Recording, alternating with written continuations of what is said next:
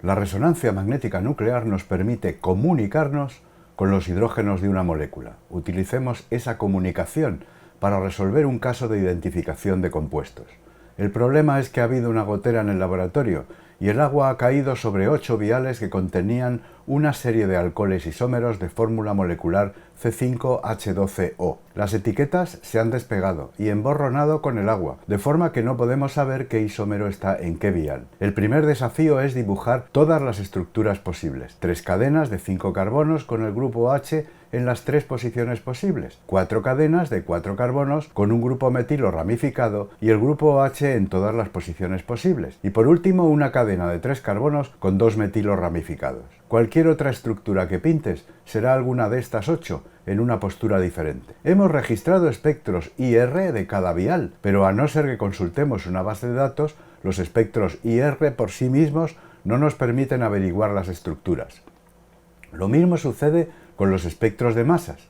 Te voy a mostrar que los espectros de RMN de hidrógeno nos dan la respuesta por sí solos, con unos mínimos conocimientos de cómo se interpretan. Vamos a echar un vistazo general a los 8 espectros teniendo en mente las estructuras que dibujamos anteriormente. Las señales más claras van a ser las de los 11 hidrógenos unidos a carbono, es decir, las integrales tienen que sumar aproximadamente 11 porque los grupos OH se suelen ver difícilmente o se confunden con el agua de la muestra y o del disolvente. Veamos los detalles que tienen o no en común los espectros. Todos tienen un singlete más o menos pequeño a 7,26 ppm, que es la señal residual del CHCl3 que tiene el disolvente deuterado CdCl3 que hemos utilizado. Todos los espectros, excepto el del vial 7, tienen señales a 3,2 a 3,7 ppm.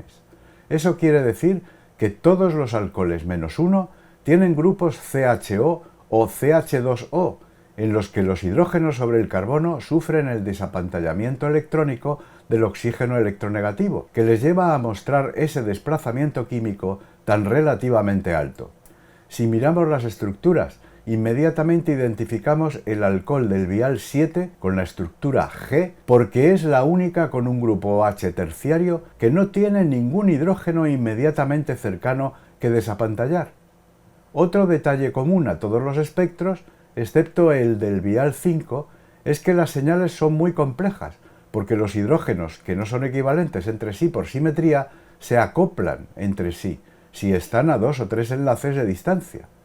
Así que ya podemos asignar el alcohol H a su vial, el 5, porque en la estructura H no hay ningún hidrógeno no equivalente a una distancia de 2 o 3 enlaces, no hay acoplamiento y las señales aparecen como singletes. Además, las integrales tienen una proporción 1 a 4,5, o lo que es lo mismo 2 a 9, en acuerdo con la cantidad relativa de hidrógenos no equivalentes entre sí, 3 metilos por un lado y un grupo CH2 por otro. Nos quedan entonces 6 estructuras por asignar a los viales.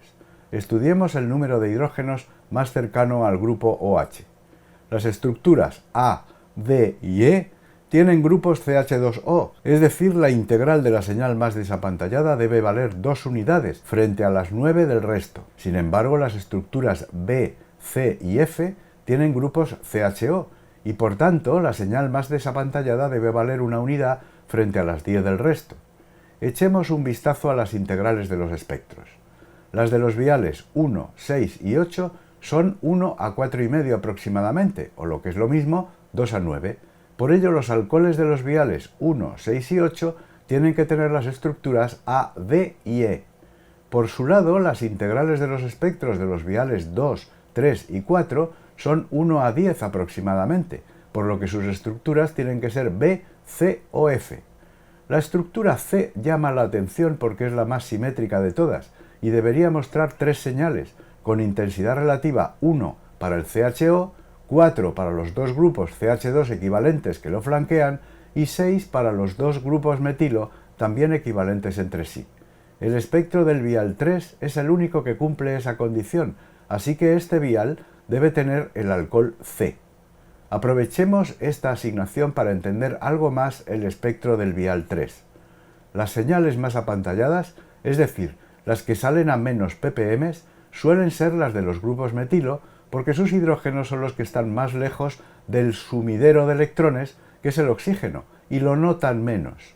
En el caso del espectro del vial 3, la señal aparece como un triplete, 3 líneas, porque los hidrógenos de los metilos están a 3 enlaces de los hidrógenos de los grupos CH2 y se acoplan, siguiendo la regla de n+1.